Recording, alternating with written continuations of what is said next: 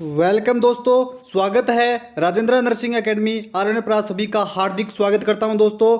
और एक महा महा महा मैराथन सेशन स्टार्ट होने वाला है आप सभी का दोस्तों। कंप्लीट सिलेबस मैं करवा चुका हूं और अब शुरू करेंगे रिवीजन बहुत ही शानदार तरीके से।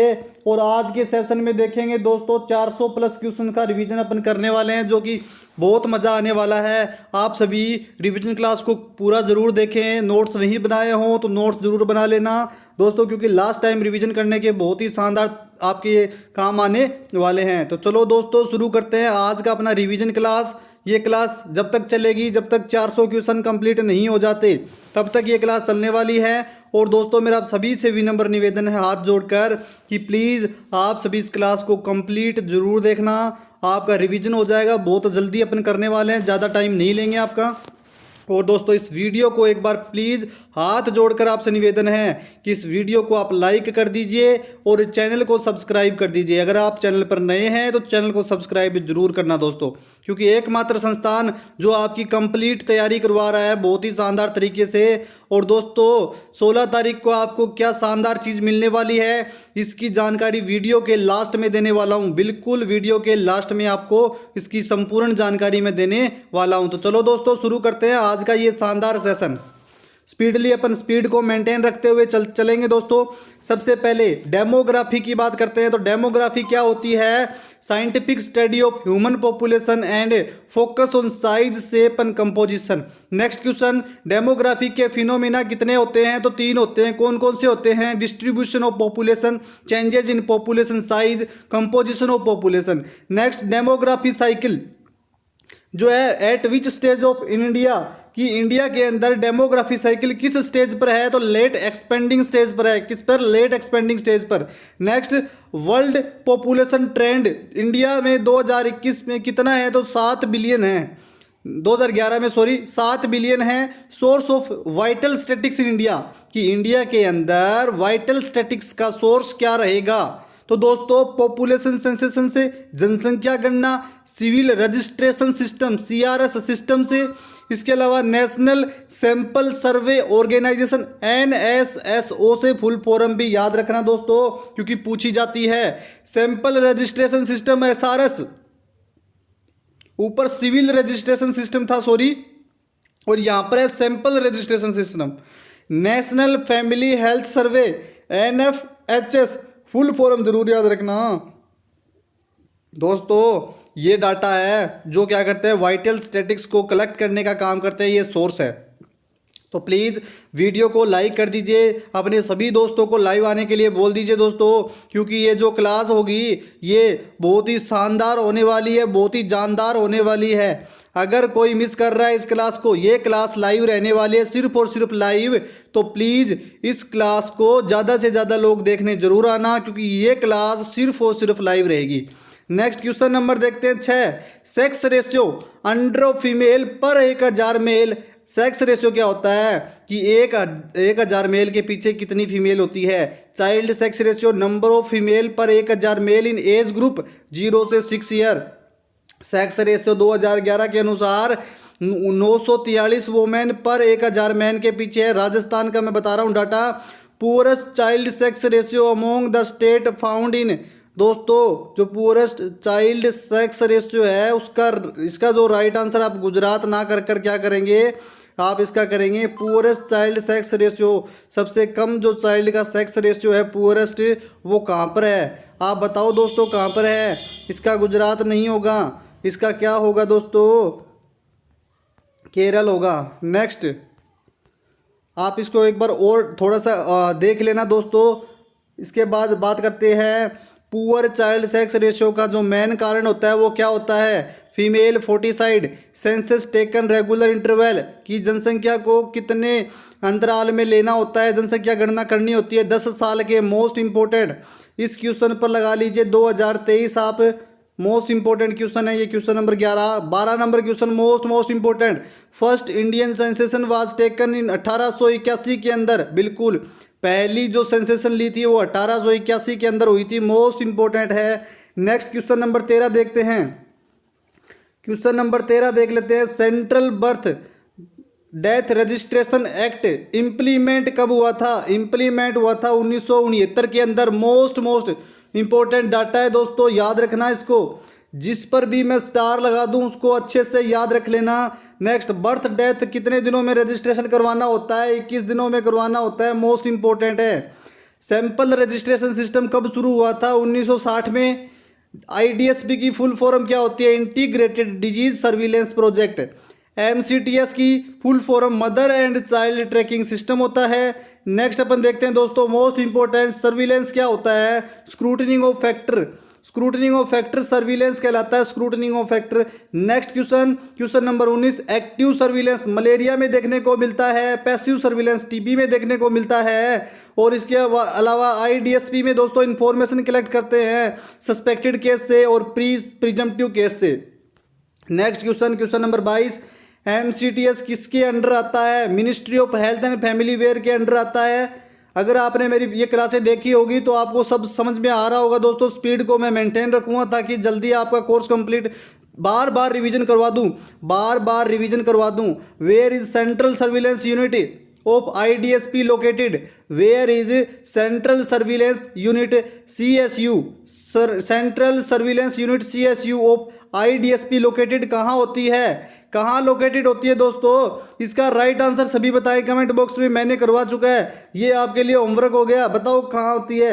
ये आपके लिए होमवर्क क्वेश्चन, इसका राइट आंसर दे देना, मैं करवा चुका हूँ पहले।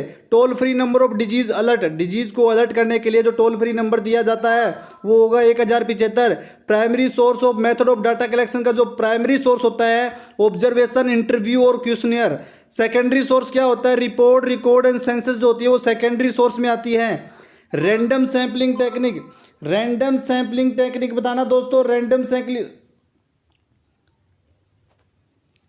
सैम्पलिंग टेक्निक जो होती है, रैंडम सैम्पलिंग टेक्निक कौन कौन सी होती है? सिंपल रजिस्ट्रेशन सिस्टम, क्या simple random, systemic random, stratified random, cluster random, ये रैंडम होती है। रैंडम सैम्पलिंग टेक्निक होती है, सिंपल होती है, सिस्टमेटिक होती है, स्ट्रेटिफाइड होती है और क्लस्टर होती है। इंपॉर्टेंट डाटा है, याद रख लेना। Non random sampling technique, purposive, convenient, quota sampling, snowball sampling, ये तीनों की तीनों जो है दोस्तों नॉन रैंडम, चारों के चारों नॉन रैंडम सैम्पलिंग टेक्निक होती है। Next question number 29, sample is representative of population, which sampling technique? Random, क्या दोस्तों रैंडम? लाइक कर दीजिए दोस्तों सभी, प्लीज़ वीडियो को लाइक जरूर करें। जो साथी अगर आपको ऐसा लगता है, मेरे साथ बहुत बच्चे जुड़े हुए हैं, अगर उन बच्चों को सबको अगर आपको ऐसा लगता है कि डीपी सर आपके लिए मेहनत कर रहे हैं, आपके सिलेक्शन के लिए जी जान लगा रखी है, तो प्लीज़ वीडियो को लाइक कीजिए और चैनल को सब्सक्राइब कीजिए और कमेंट जरूर करें कि कौन कौन वीडियो देख रहा है मेरी। नाम अपना लिख कर भेजे, किस किस ने लाइक कर दिया, अपना नाम लिख कर भेजो दोस्तों, किस किस ने लाइक कर दिया। जो भी बच्चा वीडियो लाइक करेगा उसको 16 फरवरी को एक शानदार उपहार दिया जाएगा। लाइक करके अपना नाम लिखे कि किस किस ने वीडियो अभी लाइक की है सभी। तो दोस्तों अब देखते हैं क्वेश्चन नंबर 30, यूनिट आ गई है BMW, बायोमेडिकल वेस्ट मैनेजमेंट। सबसे पहले देखते हैं एनवायरमेंटल प्रोटेक्शन एक्ट कब लॉन्च हुआ था। एनवायरमेंटल प्रोटेक्शन एक्ट जो है वो 19 नवंबर 1986 को लॉन्च हुआ था। कब हुआ था? 19 नवंबर 1986 को लॉन्च हुआ था environmental protection act. Next, biomedical waste management handling rule कब लागू हुआ? 1998 के अंदर लागू हुआ था। WHO के अनुसार वेस्ट जनरेटेड करने की कितनी कैटेगरी होती है? दो कैटेगरी होती है, नॉन हाजर्डस और हाजर्डियस। तो नॉन हाजर्ड जो होती है वो 85% होती है, जो जनरल वेस्ट होता है 15% जो वेस्ट होता है वो infectious, toxic, radioactive waste होता है। Next question number 33, step and sequence of biomedical waste management का क्या क्या स्टेप रहता है, क्या सीक्वेंस रहता है? तो सबसे पहले सेग्रीगेशन, फिर कलेक्शन स्टोरेज, फिर पैकेजिंग, फिर ट्रांसपोर्ट, फिर ट्रीटमेंट, फिर डिस्पोजल, फिर मेंटेन रिकॉर्ड्स, ये सब चीज़ देखने को मिलती है। नेक्स्ट अपन देखते हैं क्वेश्चन नंबर 34 कि बायोमेडिकल वेस्ट मैनेजमेंट रूल 2016 में कितने शेड्यूल होते हैं? तो 4 शेड्यूल होते हैं। टेबल में अपन पूरा देख लेंगे। BMW is segregated in 4 category. 4 category कौन कौन सी है अपन टेबल में देखने वाले हैं, लेकिन क्वेश्चन कौन सा आएगा? अरे सर बता दीजिए हमें क्वेश्चन कौन सा आएगा। क्वेश्चन आएगा 36 नंबर क्वेश्चन आएगा एग्जाम के अंदर 2023 के अंदर 36 number question. Human anatomical waste discard करते हैं येलो कलर के बैग में।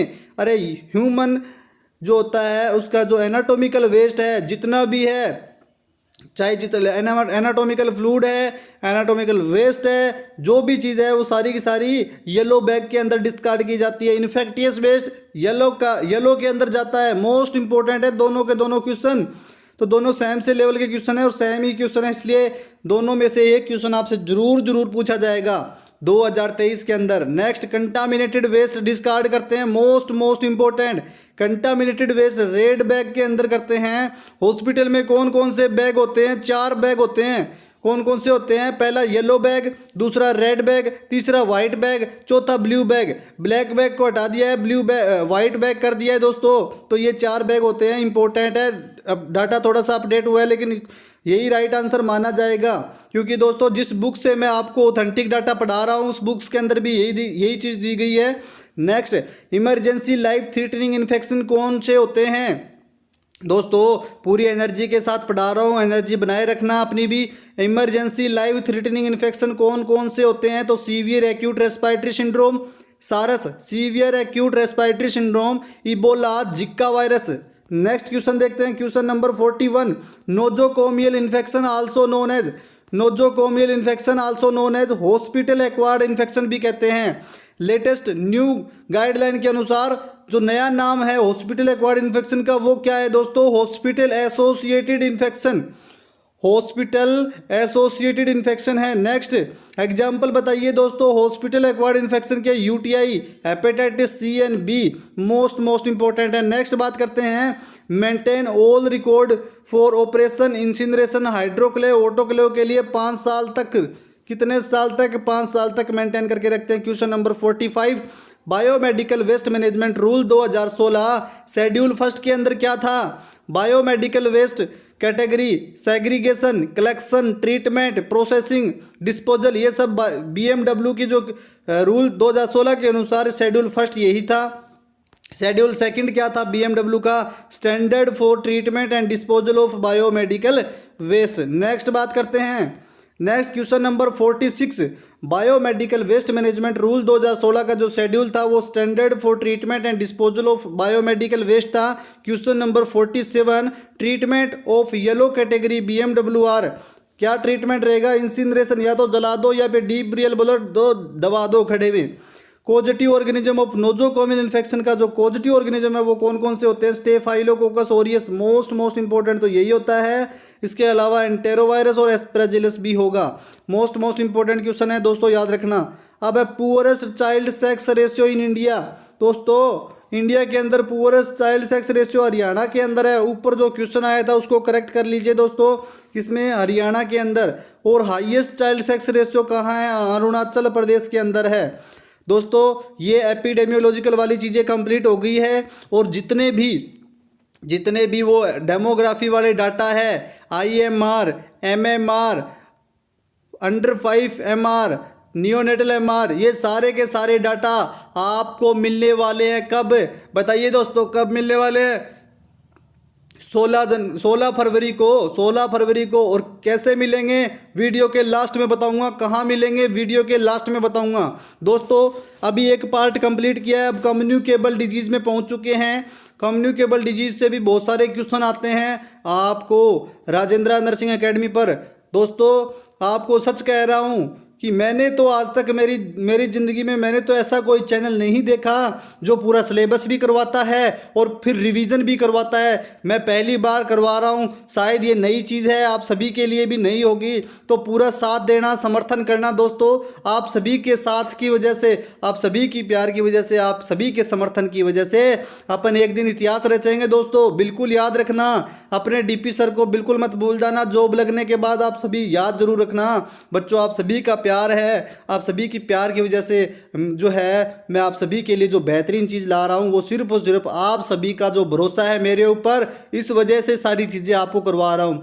मैंने मेरी ज़िंदगी में ये पहली बार स्टार्ट किया है मैं नहीं चाहता कि मैंने ये शुरू किया और मैं जिन बच्चों ने मेरे पर भरोसा किया उनका भरोसा टूटे। इसलिए दोस्तों मैं दिन रात एक कर कर इतनी पढ़ाई मैंने सच कह रहा हूँ दोस्तों, जब मेरा सिलेक्शन हुआ था और मैंने जब पढ़ाई की थी उस टाइम भी मैं इतना नहीं पढ़ा जितना आप सभी के लिए मैं पढ़ रहा हूँ। आप सभी के लिए जो दोस्तों मैं ये नोट्स प्रिपेयर कर रहा हूँ, आप सभी को पूरा कोर्स मैंने करवाया है CHO का और पूरे क्वेश्चंस करवाए हैं। दोस्तों भरोसा रखना, एक एक क्वेश्चन अपने इन्हीं सेशंस में आने वाला है। एक एक क्वेश्चन आएगा, सिंगल क्वेश्चन, बिल्कुल एक भी क्वेश्चन बाहर नहीं जाने देंगे। भरोसा रखना, बस साथ बनाए रखना। चलो कम्युनिकेबल डिजीज पढ़ लेते हैं अब। मलेरिया क्वेश्चन देखो दोस्तों, 50 क्वेश्चन कर चुके हैं। अभी आपको पता चला कितना टाइम हुआ है, सिर्फ 15 मिनट में 50 क्वेश्चन हो गए हैं। तो सोचो 400 क्वेश्चन कितना टाइम लेंगे आपका, निपटाएंगे जल्दी, देखना दोस्तों आप। और बहुत ही बेनिफिट वाली क्लासें होगी आप सभी का। जो दोस्तों मैंने जो प्रीशियस टाइम बचाया है उसके लिए आप हकदार है दोस्तों, क्योंकि आपने मेरे ऊपर भरोसा किया है, आपने मेरा समर्थन किया है, आपने मुझे सपोर्ट किया है। बस एक बार वीडियो को लाइक जरूर कर देना, एक भी बच्चा नहीं बचना चाहिए वीडियो को लाइक करने से। और मुझे बताते रहो कि किस किस ने लाइक किया है, नाम लेते रहो खुद का कि सर मैंने लाइक कर दिया। जिस जिस बच्चे ने भी वीडियो लाइक किया है उसको 16 तारीख को एक गिफ्ट मिलने वाला है। जो बच्चा वीडियो लाइक करेगा, जो बच्चा चैनल को सब्सक्राइब करेगा, जो बच्चा मुझे सपोर्ट करेगा, उस बच्चे को मिलने वाला एक शानदार गिफ्ट जरूर मिलेगा। और ऐसा गिफ्ट मिलेगा कि आप दोस्तों ज़िंदगी भर मुझे याद रखोगे। मलेरिया किस प्रकार की डिजीज़ है, चलो शुरू करते हैं। क्वेश्चन नंबर 51 अभी फोड़ते हैं सबको। देखो मलेरिया किस प्रकार की डिजीज़ है, प्रोटोजोवल डिजीज़ है। कैसी रे, protozoal disease. Malaria caused by किससे होता है दोस्तों, एक चीज़ याद रखना, मलेरिया कभी मच्छर से नहीं होता, मलेरिया मच्छर से ट्रांसमिट होता है। और होता किससे, प्लाज्मोडियम से होता है। कोज्ड कौन होता है इसका, प्लाज्मोडियम। ट्रांसमिट किससे होता है, मच्छर से। और कौन से मच्छर से होता है, फीमेल एनोफ्लीज मॉस्किटो से। याद रखना, मोस्ट इंपॉर्टेंट, दोनों के दोनों क्वेश्चन मोस्ट इंपॉर्टेंट है। नेक्स्ट क्वेश्चन देख लेते हैं दोस्तों। अब अपन कम्युनिकेबल डिजीज में घुस चुके हैं, बहुत ही शानदार तरीके से ये पढ़ने वाले हैं, मज़ा आने वाला है दोस्तों। आगे देखना, ये तो पहली क्लास है, आगे आगे देखना होता है क्या। मलेरिया का most common cause of India दोस्तों 3 क्लास में बोले तो आपको मैं, मेरा वादा है दोस्तों आपसे कि कल शाम तक की क्लास में पूरा रिवीजन हो जाएगा। पूरे 1200 क्वेश्चन का रिवीजन करवा दूंगा कल की शाम तक की क्लास में, ये वादा है आपका। आपको वादा है मेरा दोस्तों ये कि कल शाम तक इसका पूर्ण तरीके से रिवीजन हो जाएगा। एक भी क्वेश्चन नहीं बचेगा, एक भी क्वेश्चन नहीं बचेगा। और इस क्लास को दोस्तों आप बार बार देख लेना, ये 3-4 क्लासें होगी। एक क्लास ये, एक क्लास कल सुबह, एक क्लास कल शाम को, ये 3 क्लासें आप देख लेना दोस्तों। एक भी क्वेश्चन नहीं बचेगा आपका, सारे का सारा पेपर का रिवीजन हो जाएगा। और बहुत ही कम समय में, देखना दोस्तों बहुत ही कम समय में। अभी दोस्तों मलेरिया का मोस्ट कॉमन कोज क्या होता है इंडिया में, अभी देख लो। किसी ने कुछ एक क्वेश्चन पूछा था कि मलेरिया में इंडिया में कौन कौन से मलेरिया पाए जाते हैं, अभी ग्रुप में चल रहा था। तो देख लीजिए दोस्तों, मलेरिया में most common cause of India Plasmodium vivax और प्लाज्मोडियम फाल्सीपेरम, ये 2 स्पीसीज इंडिया में पाई जाती है और मोस्ट कॉमन कोज होती है मलेरिया की। आगे NVBPD CP की full form national vector borne disease control programme. National vector borne disease control programme कब लॉन्च हुआ था, सन 2002 में लॉन्च हुआ था। याद रखना दोस्तों, vector borne disease malaria, filaria, कौन कौन सी होती है वेक्टर बोर्न डिजीज, मलेरिया होती है, फाइलेरिया होती है, काला आजार, जापानीज इंसेफेलाइटिस, डेंगू, चिकनगुनिया, बस यही है। इसके अलावा वेक्टर बोर्न डिजीज में आपने को कुछ नहीं पढ़ना, इसी में से क्वेश्चन आएगा और एक एक क्वेश्चन को अपन जड़ से खोद के ले आएंगे। देखना दोस्तों, एक भी सिलेबस के अकॉर्डिंग चल रहे हैं, बिल्कुल आप सिलेबस को साथ में पास में रख के बैठ जाओ और बता देना अगर सिलेबस से भटक जाए ना दिनेश पूनिया तो नाम बदल देना दोस्तों। पूरा का पूरा सिलेबस के अकॉर्डिंग चल रहा हूँ। Vector borne disease malaria, filaria, काला आजार, जापानीज इंसेफेलाइटिस और डेंगू और चिकन गुनिया। चलो क्वेश्चन नंबर 57 देखते हैं। Which of the following mosquito, इनके राइट आंसर आप सभी दोगे मुझे। Which of the following mosquito borne disease is caused by virus, virus से कौन सा कोज होता है, बोलो दोस्तों। डेंगू, मलेरिया, फाइलेरिया, नन, बताओ। इसका राइट आंसर हो जाएगा डेंगू। वेरी गुड, शाबाश। अब देखते हैं, fogging is the method to kill the mosquito at which stage of it life cycle. Life cycle की कौन सी स्टेज को नष्ट करता है फॉग, बताना दोस्तों कौन सी स्टेज को। अरे एडल्ट स्टेज को करता है, किसको, एडल्ट स्टेज को करता है। नेक्स्ट बात करते हैं question number 59। Which type of malaria higher mortality rate, बताना दोस्तों। Which type of malaria higher mortality rate Plasmodium falciparum, क्या दोस्तों प्लाज्मोडियम फाल्सीपेरम सबसे खतरनाक होता है। मलेरिया में कौन कौन सी स्टेज होती है, तो मलेरिया के अंदर कोल्ड स्टेज होती है, हॉट स्टेज भी होती है, स्वेटिंग स्टेज भी होती है। कौन सी नहीं होती, अरे फीवर स्टेज नहीं होती। फीवर स्टेज मत करके आ जाना, आप सोच रहे हो मलेरिया तो बुखारी होती है, अरे नहीं नहीं नहीं, ये स्टेज नहीं आती मलेरिया के अंदर, ठीक है दोस्तों, अच्छे से करना। क्वेश्चन नंबर 61, मलेरिया के डायग्नोसिस के लिए कौन सी किट का यूज करते हैं, अरे रैपिड डायग्नोस्टिक किट का यूज करते हैं। वाइवेक्स मलेरिया ट्रांसमिट करता है, सॉरी वाइवेक्स जो मलेरिया है उसका ट्रीटमेंट क्या लिखेंगे दोस्तों, वाइवेक्स मलेरिया का जो ट्रीटमेंट रहेगा क्लोरोक्वीन 10 mg पर kg OD for 3 days and primaquine 0.25 mg पर kg OD फॉर 14 days, याद रखना।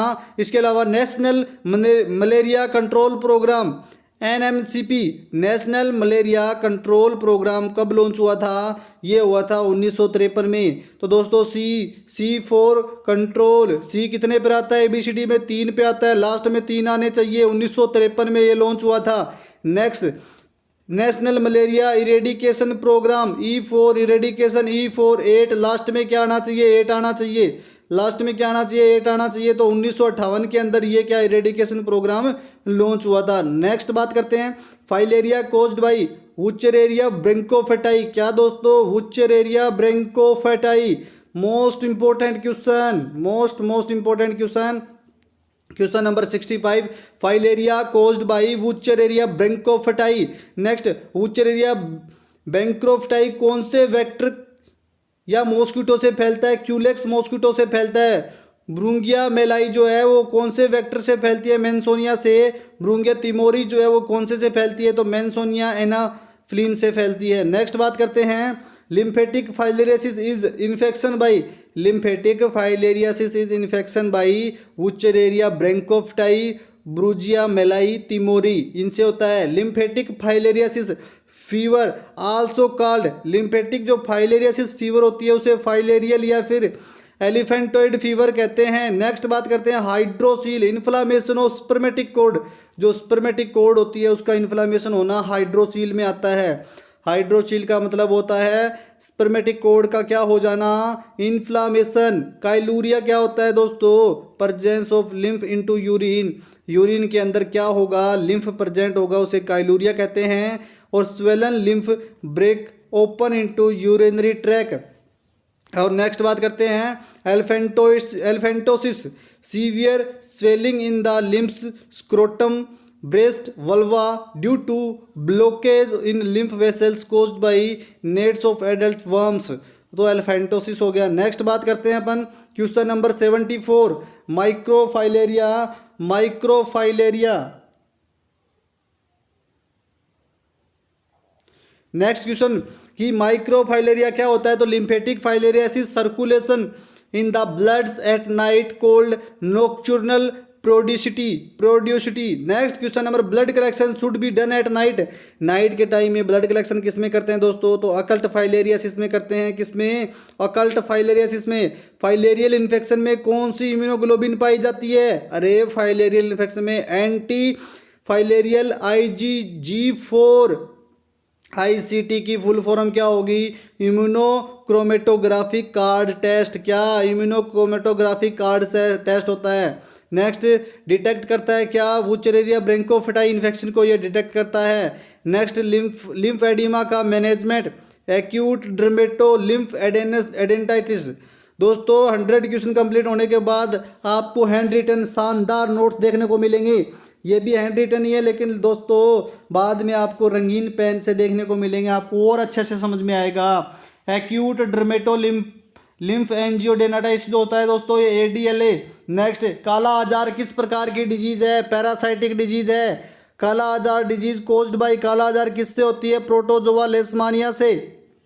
नेक्स्ट बात करते हैं अपन काला आजार ट्रांसमिटेड, काला आजार किससे ट्रांसमिट होता है, फीमेल फिलोबेटोमाइन अर्जेंटिपस सैंड फ्लाई जिसे कहते हैं। मोस्ट इंपॉर्टेंट काला आजार से रिलेटेड क्वेश्चन आने के पूरे चांस है दोस्तों इस बार।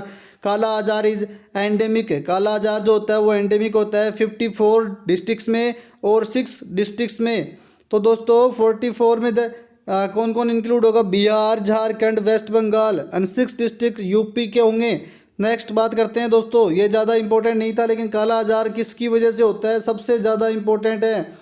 दोनों के दोनों ये क्वेश्चन बहुत इंपॉर्टेंट है। सैंड फ्लाई काला आजार जिसका नाम है फीमेल फिलेबोटामाइन अर्जेंटिपस। नेक्स्ट बात करते हैं क्वेश्चन नंबर 83।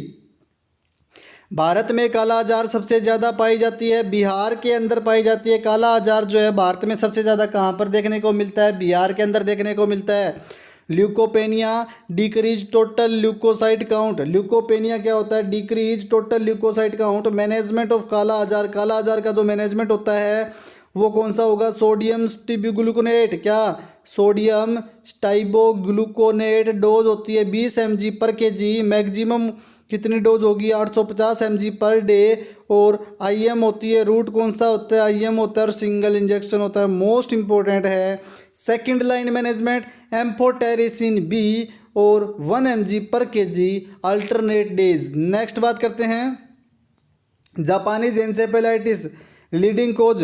जापानीज एन्सेफेलाइटिस का लीडिंग कोज क्या होता है दोस्तों, viral encephalitis in Asia. Next, Japanese encephalitis का फर्स्ट केस रिपोर्ट हुआ था 1955 के अंदर। Next, Japanese encephalitis affect on central nervous system. Japanese encephalitis transmitted during rainy seasons में। और Japanese encephalitis is reservoir of the virus pigs and wild birds. इसके अलावा दोस्तों, इसके अलावा देखते हैं अपन नेक्स्ट क्वेश्चन देखते हैं दोस्तों कि Japanese encephalitis reservoir of the virus pigs और वाइल्ड बर्ड्स के अंदर।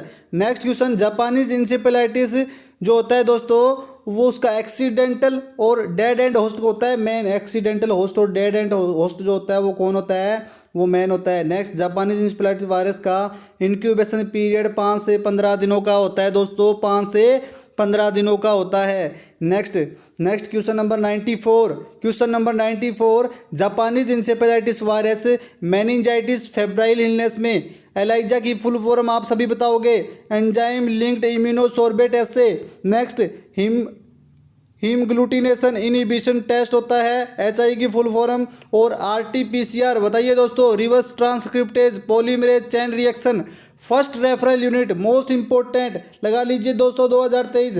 पहली रेफरल यूनिट कौन सी है, community health centre CHC। Dengue cause होता है डेंगू वायरस से, और डेंगू ट्रांसमिटेड किससे होता है, एडीज एजिप्टाई से। किससे, एडीज एजिप्टाई से डेंगू जो है वो ट्रांसमिट होता है। बहुत बहुत बधाई हो दोस्तों, 100 क्वेश्चन कंप्लीट हो गए हैं। और कितना टाइम लगा, मात्र 27 मिनट में आपका दोस्तों 100 क्वेश्चन कंप्लीट हो गए हैं। आपका टाइम भी बचा दिया और आपको इम्पोर्टेंट डाटा भी दे दिया। तो दोस्तों बताइए, कोई दूसरा ऐसा कोचिंग वाला आपके साथ करता है क्या?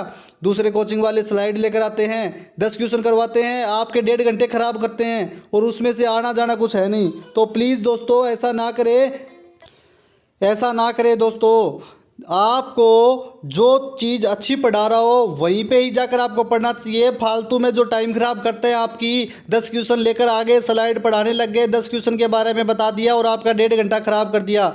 इसी वजह से बच्चे यूट्यूब पर जाकर जो है वो सिलेक्शन होने से वंचित रह जाते हैं, इन्हीं लोगों की वजह से जो ऐसा करते हैं। बट दोस्तों अपन ऐसा नहीं करते, अपने को कम समय में ज़्यादा आउटपुट निकाल के देना है। तो दोस्तों वही अपन अपना काम कर रहे हैं। आप किस किस को लगता है कि दोस्तों मैं ये बात सही बोल रहा हूँ, किस किस को लगता है? और अगर दोस्तों आप सभी देख रहे हो और आप में से अगर ऐसा वीडियो देख रहा है कोई 10 क्वेश्चन लेकर आ गया, उसकी स्लाइड देख रहा है और वो अगर 10 क्वेश्चन आपके आधे पौन घंटे खराब कर रहे हैं, तो दोस्तों आपका टाइम वेस्ट हो रहा है। यूँ मत सोचना कि आपका ज्ञानवर्धन हो रहा है, बिल्कुल आपका टाइम वेस्ट हो रहा है। ऐसी चीज़ों से ज़रूर बचें दोस्तों। 10 क्वेश्चन मैक्सिमम 15 मिनट में हो जाए, ऐसा वीडियो देखने में कोई खराबी नहीं है दोस्तों। बट जो 10 क्वेश्चन में अगर आपका 1 घंटे पौन घंटे खराब कर रहा है तो वो आपकी ज़िंदगी को ख़राब कर रहा है, ये सोच के चलना आप।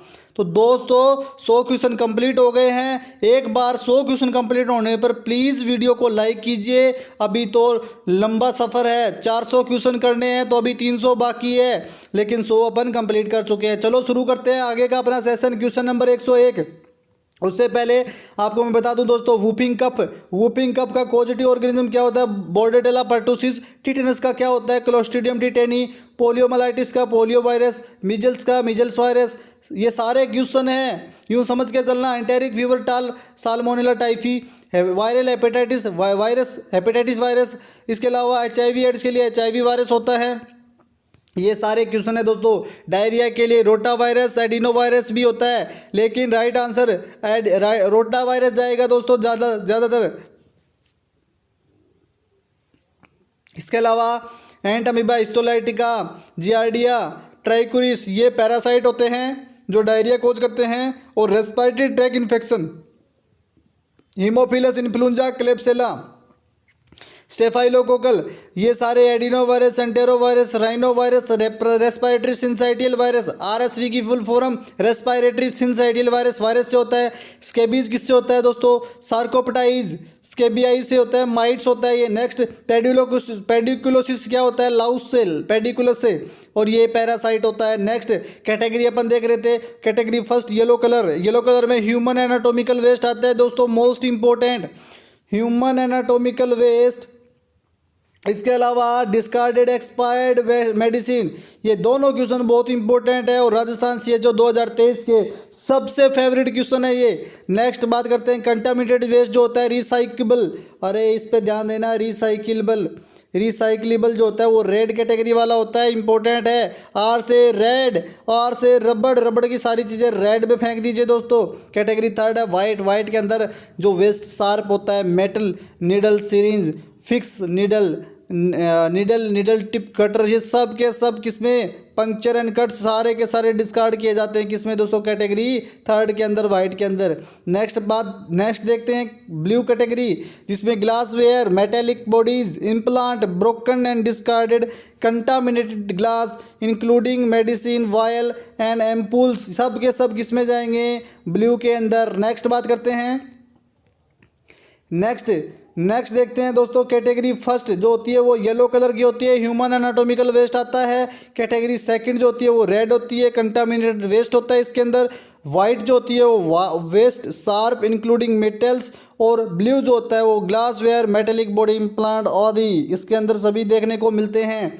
नेक्स्ट बात करते हैं दोस्तों, कम्युनिकेबल डिजीज, इन्फेक्टियस डिजीज जो है उसकी बात कर लेते हैं। TB is which type of disease, TB कैसी डिजीज है दोस्तों, तो कम्युनिकेबल डिजीज है TB. Next question, TB is caused by Mycobacterium tuberculosis, TB mode of transmission airborne infection, BCG vaccination at birth पे किया जाता है। RNTCP की full form revise national TB control programme. RNTCP कब लॉन्च हुआ था, तो RNTCP 1997 में लॉन्च हुआ था। NTCP कब लॉन्च हुआ था, 1962 में। NTCP की फुल फॉर्म क्या होती है, national TB control programme. BCG की फुल फॉर्म बताइए दोस्तों, बैसिलस कैलामेटेग्यूरेन। BCG वैक्सीन को किसमें डिजोल्व करते हैं, नॉर्मल सेलाइन के अंदर डिजोल्व करते हैं दोस्तों। BCG को डिजोल्व करने के बाद कब तक यूज कर सकते हैं, विद इन 4 आवर, याद रखना विद इन 4 आवर के अंदर यूज करना होता है। BCG को ऑथेंटिक डाटा पढ़ा रहा हूं दोस्तों। BCG वैक्सीन स्टोर करते हैं +2 से +6, बोले तो +2 से +6 या +2 से +8 डिग्री सेंटीग्रेड पर BCG वैक्सीन को कब तक लगा सकते हैं, एट बर्थ से लेकर 1 साल की उम्र तक लगा सकते हैं दोस्तों। BCG की डोज न्यू बॉर्न के अंदर कितनी, 0.05 ml, और आफ्टर 1 मंथ, 1 महीने के बाद जो दोस्तों 0.1 ml लगाई जाती है। नेक्स्ट बात करते हैं, BCG की site left upper arm, intradermal लगती है दोस्तों, लेफ्ट अपर आर्म में लगती है। स्कार कौन सी वैक्सीन बनाती है, BCG जो है वो स्कार बनाती है दोस्तों। Question number 116, diphtheria is caused by, diphtheria किससे कोज होता है, तो डिप्थीरिया दोस्तों कॉर्नियोबैक्टीरियम डिप्थीरियाई से। नेक्स्ट, डिप्थीरिया में मोड ऑफ ट्रांसमिशन ड्रॉपलेट होता है। इंक्यूबेशन पीरियड ऑफ डिप्थीरिया का इंक्यूबेशन पीरियड 2 से 5 दिन का होता है। Bluish white grey membrane in throat, दोस्तों वो कौन सी होती है, डिप्थीरिया होती है। लेरेंजियल डिप्थीरिया में क्या सिम्टम आता है, होर्सनेस ऑफ वॉइस, अरे होर्सनेस ऑफ वॉइस किस में देखने को मिलती है, लेरेंजियल डिप्थीरिया के अंदर देखने को मिलती है। और नेक्स्ट अपन देखते हैं दोस्तों, लेरेंजियल डिप्थीरिया के बारे में देख रहे हैं अपन। नेक्स्ट अपन क्या देखेंगे, नेक्स्ट अपन देखते हैं दोस्तों क्या sign symptom of diphtheria, croup, cough, stridor, chest indrawing, substernal recession, ये सारे के सारे किस में आते हैं दोस्तों? डिप्थीरिया के अंदर आते हैं। नेजल डिप्थीरिया क्या होता है? सीरोसिंग्वाइनस राइनाइटिस, डीपीटी में एंड वैक्सीन होती है। वैक्सीन कब लगाते हैं? डीपीटी वैक्सीन कब लगाते हैं दोस्तों? 6, 10 और 14 वीक पे लगाते हैं। डीपीटी की जो पहली बूस्टर है वो 16 से 24 मंथ पे लगती है। डीपीटी की जो सेकंड बूस्टर है वो 5 साल पे लगती है। नेक्स्ट बात करते हैं दोस्तों डीपीटी बूस्टर। फर्स्ट और सेकंड के बीच में गैप होना चाहिए 4 वीक का।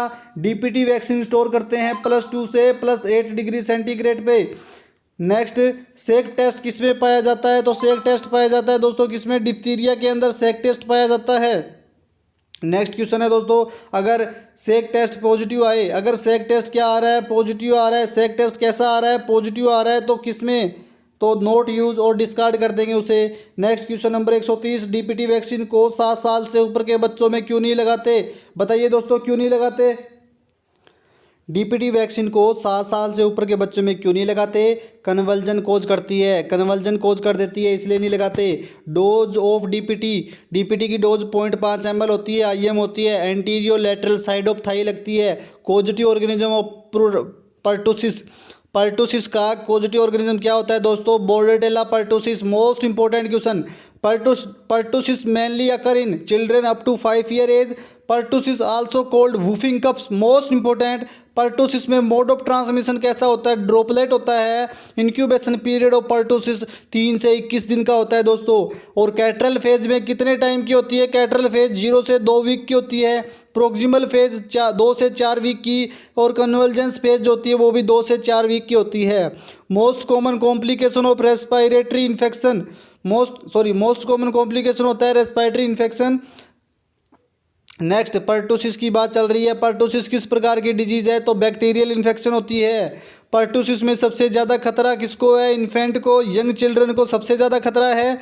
कोजिटिव ऑर्गेनिज्म ऑफ टिटनस का कोजिटिव ऑर्गेनिज्म होता है क्लोस्ट्रीडियम टिटेनी। एनएनटी की full form neonatal tetanus occurs due to the contaminated of wound by soils and dirt. Next बात करते हैं, टिटनस किस टाइप का इन्फेक्शन है? बैक्टीरियल और एंडेमिक इन्फेक्शन होता है। Maternal and neonatal tetanus have been eliminate from India. South Asia region में कब एलिमिनेट हुआ था? साउथ एशिया रीजन में से कब एलिमिनेट हुआ दोस्तों? 2016 के अंदर। Tetanus MOT mode of transmission क्या होता है टिटनस का? Dirt and soils contaminated object. Incubation period of no NNT, incubation period क्या होगा नियोनेटल टिटनस का? 3 से 12 दिन। और साइन सिम्टम ऑफ टिटनस का जो साइन सिम्टम होता है वो लोकजा, ट्राइसमस, डिफिकल्टी स्वॉल्विंग, स्टिफनेस। प्रेग्नेंट फीमेल को टीटी की कितनी डोज दी जाती है? प्रेग्नेंट फीमेल को टीटी की 2 डोज दी जाती है। मोस्ट इंपॉर्टेंट है दोस्तों। और फर्स्ट डोज कब देते हैं टीटी की? अर्ली प्रेगनेंसी में, जब प्रेगनेंसी का पता चल जाए विदिन 12 वीक के अंदर, जो फर्स्ट टाइम रजिस्ट्रेशन जब करवाती है, फर्स्ट एएनसी का रजिस्ट्रेशन होता है, तब दोस्तों टीटी की पहली डोज दी जाती है। और टीटी की जो पहली डोज दी जाती है उसके 4 हफ्ते बाद, या बोले तो 1 महीने बाद, या बोले तो क्या 28 दिन के बाद सेकंड डोज देते हैं। फर्स्ट डोज के 28 दिन के बाद सेकंड डोज दी जाती है दोस्तों। बहुत इंपॉर्टेंट डाटा। टीबीए की फुल फॉर्म बताइए दोस्तों। Traditional birth attendance. क्या? ट्रेडिशनल बर्थ अटेंडेंस इसकी फुल फॉर्म होती है। इसके अलावा दोस्तों क्वेश्चन नंबर 155, 5 क्लीन कौन कौन से होते हैं दोस्तों? 5 क्लीन कौन कौन से होती हैं? तो clean surface, clean hand, clean blade, clean code tie, clean code stump without any application. Tetanus immunoglobulin TIG की जो डोज होती है वो कितनी होती है? 250 से 500 इंटरनेशनल यूनिट होती है। IM लगता है। कैसा लगता है दोस्तों? ये IM लगता है। और नेक्स्ट बात करते हैं, minimum gap between TT first और टीटी सेकंड के बीच में जो मिनिमम गैप होता है वो 4 वीक का, 1 मंथ का होता है। रूटीन इम्यूनाइजेशन जब देखते हैं डीपीटी 6, 10, 14 वीक पे, 16 से 24 मंथ पर इसकी फर्स्ट और सेकंड डोज 5 ईयर्स पे लगती है। टीटी की जो डोज है वो 5, 10 और 16 ईयर पे लगती है। नेक्स्ट बात करते हैं, न्यू बॉर्न में 100% मोर्टेलिटी रेट नियोनेटल टिटनस की होती है। टीटी स्टोरेज एट 2 से 8 डिग्री सेंटीग्रेड पर हीट रेजिस्टेंस वैक्सीन कौन सी होती है? Most important question. Heat resistance vaccine होती है टिटेनस टॉक्सोइड। और इसके अलावा दोस्तों टीटी बूस्टर कब देते हैं? 3 साल पे, given 3 years. TT given IM upper arm और आरएनटीसीपी को रीनेम कर एनटीसीपी कर दिया वो जनवरी 2020 के अंदर। आरएनटीसीपी को दोस्तों revise national TB control programme को जो है दोस्तों चेंज कर दिया है, नाम चेंज कर नेशनल टीबी इरेडिकेशन प्रोग्राम। तो दोस्तों 2020 जनवरी के अंदर। नेक्स्ट बात करते हैं क्वेश्चन नंबर 165 से पहले एक बार टीटी की जो पहली डोज है वो early in pregnancy including first trimester 0.5 ml IM लगाते हैं और अपर आर्म में लगाते हैं। टीटी की second dose after minimum 4 week. याद रखना दोस्तों, आफ्टर मिनिमम 4 वीक 2020 में ये क्वेश्चन आया था। तो आप देख सकते हो कि जो बुक से मैं आपको सिलेबस करवा रहा हूँ उसी बुक से पूरा का पूरा पेपर 2020 का आया था और ये भी आएगा, 101% आएगा दोस्तों, बोर्ड से ज़्यादा फर्क नहीं पड़ता। तो दोस्तों नेक्स्ट बात करते हैं अपन। नेक्स्ट कि टीटी की जो बूस्टर है, अगर 2 टीटी डोज लास्ट 3 साल में रिसीव की है तो बूस्टर डोज लगाते हैं 0.5 ml।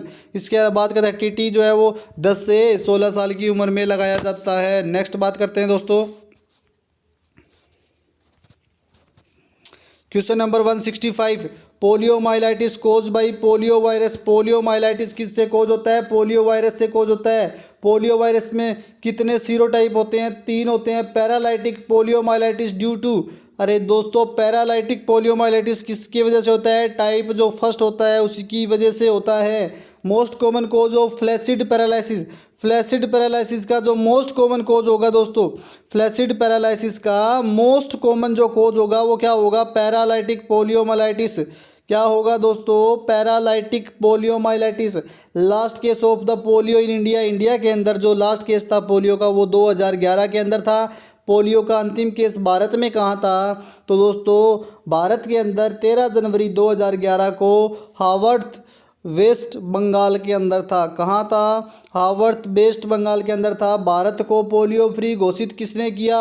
सीयर ने। किसने? South east Asian region. किसने? साउथ ईस्ट एशियन रीजन ने भारत को पोलियो फ्री घोषित किया था। WHO ने कब बताया कि finally eradicated polio from India? WHO full form क्या है? World health organisation. और वर्ल्ड हेल्थ डे कब सेलिब्रेट किया जाता है दोस्तों? 7 अप्रैल को सेलिब्रेट किया जाता है। बहुत इंपॉर्टेंट डाटा और बहुत इंपॉर्टेंट ये क्वेश्चन।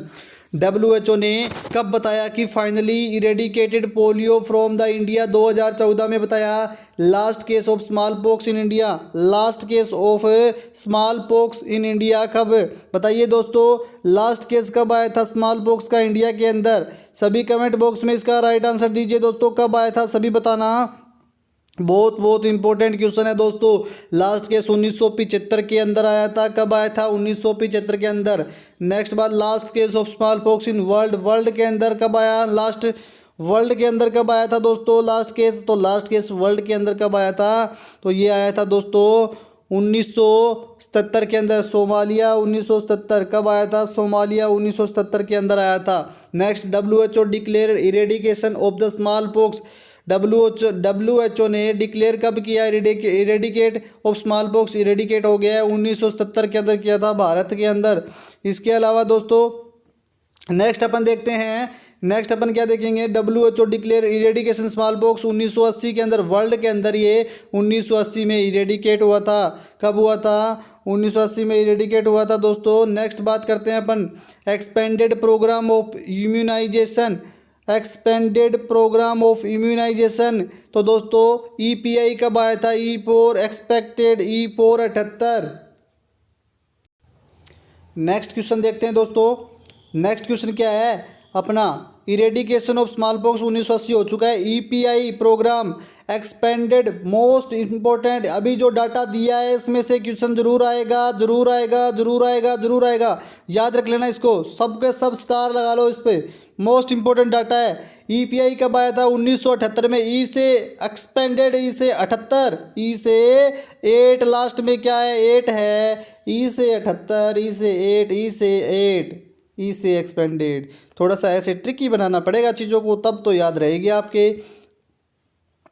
तो दोस्तों आपका जोश कहाँ है? मेरा जोश तो वैसे ही बरकरार है, गला खराब होने वाला है, लेकिन आपके लिए दोस्तों वही जोश के साथ आपको पढ़ा रहा हूँ। दोस्तों 200 क्वेश्चन होने वाले हैं, आप देख सकते हो। अभी तो 40-45 मिनट का ही टाइम हुआ है। तो दोस्तों कम समय में बेहतरीन आउटपुट निकाल के दिखाएंगे और बहुत ही शानदार रिवीजन आपका होने वाला है। रिवीजन करवा रहा हूँ इसलिए इतना फास्ट चल रहा हूँ दोस्तों। तो पोलियो का MOT बोले, पोलियो का मोड ऑफ ट्रांसमिशन क्या होता है? फीको ओरल रूट से होता है। Most important data, polio occurs due to, polio जो होता है दोस्तों contaminated food water, poor personal hygiene. Polio virus affected किसे अफेक्ट करता है? Anterior horn cell of spinal cord and motor cortex को। Incubation period of polio virus का incubation period क्या होता है? 7 से 10 दिन। रेंज होता है 3 से 35 दिन। नेक्स्ट बात करते हैं, पोलियो में डेथ किस वजह से होती है? बल्बुलर पोलियोमाइलिटिस की वजह से। बल्बुलर पोलियोमाइलिटिस की वजह से क्या होता है? ब्रीदिंग जो मसल्स होती है वो पैरालाइज हो जाती है, जिसकी वजह से क्या प्रॉपर ब्रीदिंग नहीं होगी और डेथ हो जाएगी। IPV की जो फुल फॉर्म क्या होती है? Injectable polio virus. OPV की क्या होती है? Oral polio vaccine. और इसकी होती है इंजेक्टेबल पोलियो वैक्सीन होती है। वायरस नहीं होगा यहाँ पर, अरे वैक्सीन होगा यहाँ पर, पहले ध्यान भी नहीं दिया किसी ने। वैक्सीन होगा, वैक्सीन। नेक्स्ट बात करते हैं पोलियो वैक्सीन जो होता है दोस्तों। नेक्स्ट क्वेश्चन देखते हैं दोस्तों। पोलियो वैक्सीन जो होती है लाइव एटीन्यूएटेड वैक्सीन होती है। कलर ऑफ पोलियो वैक्सीन का कलर पिंक और येलो और कलरलेस भी हो सकता है। तो दोस्तों VVM की फुल फॉर्म 2020 के अंदर पूछी गई थी, वैक्सीन वाइल मॉनिटर। और नेक्स्ट क्वेश्चन देखते हैं, OPV स्टोर करते हैं। OPV को, ओरल पोलियो वैक्सीन को -20 डिग्री पर, कितने पे? -20 डिग्री पे स्टोर करते हैं। OPV स्टेबिलाईजर MgCl2 होता है। OPV को स्टेबिलाईजर की मदद से कितने दिनों तक स्टोर किया जा सकता है? 120 दिनों तक स्टोर किया जा सकता है दोस्तों। कितने दिनों तक? 120 दिनों तक स्टोर किया जा सकता है। नेक्स्ट बात करते हैं, नेक्स्ट क्वेश्चन देखते हैं। Question number 191। अब देखते हैं कम्युनिकेबल डिजीज जो मीजल्स है, हेपेटाइटिस B है, जापानीज इंसेफेलाइटिस है, उसके क्वेश्चन करने वाले हैं। दोस्तों। तो क्वेश्चन आप देखेंगे 201 से। तो दोस्तों बीच में कुछ क्वेश्चन गायब हो चुके हैं, 190 के बाद के क्वेश्चन गायब हो चुके हैं, लेकिन बाद में आपको करवा देंगे, कोई दिक्कत नहीं है दोस्तों। स्लाइड मिस हो गई होगी कोई, बट अब अपन देखेंगे दोस्तों क्वेश्चन नंबर 200 कंप्लीट मानो, 200 करवा दिए हैं। अब क्वेश्चन नंबर देखते हैं 201। मीजल्स में किस प्रकार का ट्रेंड शो होता है? मोस्ट इंपॉर्टेंट है। मीजल्स के अंदर, मीजल्स से क्वेश्चन 100% आएगा और वो इन्हीं में से आएगा। मीजल्स जो होता है वो साइक्लिक ट्रेंड शो करता है। कैसा cyclic trend? 202 number question. Measles में MOT एयरबोर्न बाय ड्रॉपलेट से होता है। मीजल्स की portal of entry respiratory tract से होती है। Incubation period of measles 10 days, 7 से 18 दिन। मीजल्स का जो फर्स्ट सिम्टम होता है वो हाई ग्रेड फीवर होता है दोस्तों। 1 से 7 दिन तक, लास्ट 1 से 7 दिन तक अगर हाई ग्रेड फीवर हो रही हो तो मीजल्स के सिम्टम है ये। प्लीज़ दोस्तों वीडियो को लाइक कीजिए। अभी तक मैं देख रहा हूँ कि वीडियो लाइव तो ज़्यादा देख रहे हैं लेकिन लाइक नहीं कर रहे, तो प्लीज़ दोस्तों ऐसा सेशन कोई नहीं देगा, दुनिया में आपको कोई नहीं दे सकता दोस्तों। क्योंकि अगर आपको कोई ऐसा सेशन देगा तो वो पैसे लेगा आपसे भर भर के, बट अपन कुछ नहीं, फ्री ऑफ कॉस्ट आप सभी के लिए बहुत ही बेहतरीन सेशन दे रहे हैं दोस्तों। तो लपक लीजिए दोनों हाथों से। जो बच्चा ये सेशंस देख के चला गया, 3 सेशन करवाऊंगा दोस्तों। 3 सेशन में पूरा रिवीजन, 3 सेशन के अंदर पूरा रिवीजन करवा दूंगा, पूरे सिलेबस का रिवीजन करवा दूंगा दोस्तों। चलो देखते हैं मोस्ट इंपॉर्टेंट क्वेश्चन, स्टार लगा लीजिए दोस्तों। मोस्ट इंपॉर्टेंट, कोप्लिक स्पॉट किसमें पाया जाता है? मीजल्स के अंदर पाया जाता है। स्मॉल वाइट स्पॉट इनसाइड चिक, वो क्या कहलाते हैं? वो कोप्लिक स्पॉट। क्या दोस्तों? कोप्लिक स्पॉट कहलाते हैं। और नेक्स्ट बात करते हैं दोस्तों, मीजल्स में सबसे पहले रेसेस कहाँ प्रेजेंट होते हैं? मीजल्स में सबसे पहले फेस और अपर नेक पे प्रेजेंट होते हैं। Immediate post measles complication, immediate post measles complication, diarrhoea, pneumonia, mall nutrition, vitamin A deficiency, otitis media, encephalitis. Please दोस्तों वीडियो को लाइक कीजिए और चैनल को सब्सक्राइब करना ना भूले। एकमात्र यूट्यूब चैनल दोस्तों, यूट्यूब की हिस्ट्री में उठा के देखना, एकमात्र यूट्यूब चैनल जो आपको बहुत ही कम समय में बहुत ही शानदार तरीके से बहुत ही गजब का नॉलेज दे रहा है, और दोस्तों पूरे कॉन्फिडेंस के साथ। और दोस्तों वीडियो के लास्ट में थोड़ा मोटिवेशन भी मिलने वाला है आपको। मिजल्स में most common cause of death, दोस्तों मिजल्स के अंदर जो मोस्ट कॉमन कॉज होता है डेथ का वो न्यूमोनिया होता है। मोस्ट सीरियस कॉम्प्लिकेशन क्या होता है मिजल्स का? Most serious complication subacute sclerosing panencephalitis, SSPE। Major cause of blindness in children, major cause of blindness in children, vitamin A की डेफिशिएंसी, विटामिन ए की डेफिशिएंसी। एडल्ट के अंदर blindness का जो मेजर कॉज होता है वो कैटरेक्ट होता है। विटामिन ए की कितनी डोज देते हैं? 1 साल से छोटे बच्चे को विटामिन की कितनी डोज देते हैं? तो देते हैं दोस्तों 1 लाख इंटरनेशनल यूनिट। कितनी? 1 lakh international unit. Next question देखते हैं 212 का क्वेश्चन, 1 लाख इंटरनेशनल यूनिट होने वाला है। 213 number question, vitamin A dose more than 1 year age children. 1 साल से ज़्यादा बड़े बच्चे को अगर डोज देनी है तो कितनी देनी होगी? कितनी देनी होगी दोस्तों? 2 lakh international unit vitamin A. Help to prevention, किस में प्रिवेंशन करता है? ब्लाइंडनेस में। मिजल्स की वैक्सीन कब लगाई जाती है? मिजल्स की वैक्सीन 9 मंथ पे लगाई जाती है। रेंज पूछे तो 9 से 12 मंथ। और MMR जो होता है मिजल्स मम्स रूबेला, वो दोस्तों 9 मंथ मत लगा के आना, उसका राइट आंसर जाएगा 16 से 24 मंथ दोस्तों, सॉरी 15 से 18 मंथ उसका राइट आंसर जाएगा। चलो आगे क्वेश्चन करवा देंगे।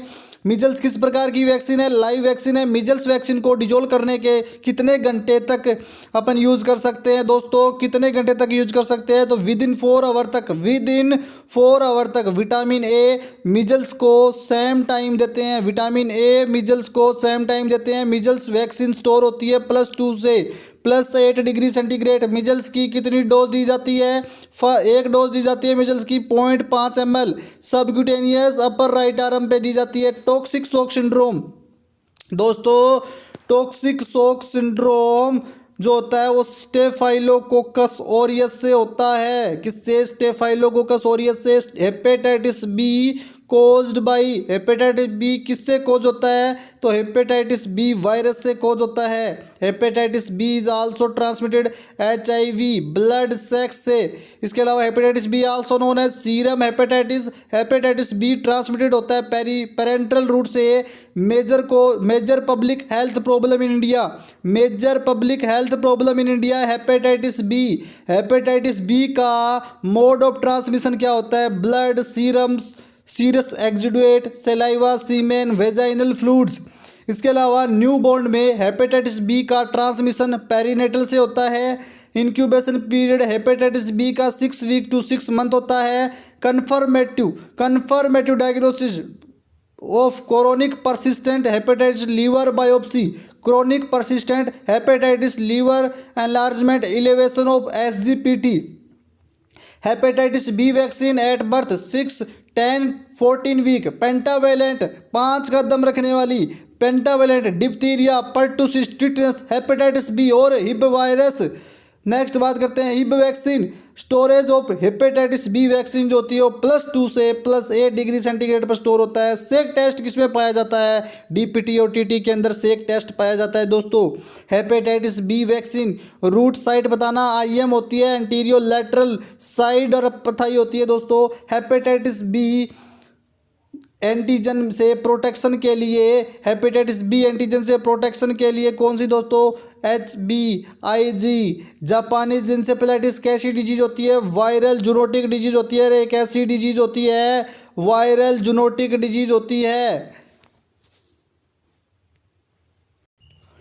नेक्स्ट क्वेश्चन देखते हैं दोस्तों, जापानीज इंसेफेलाइटिस का एजेंट क्या होता है? Group B arbovirus. क्या होता है? Group B arbovirus flavivirus family का।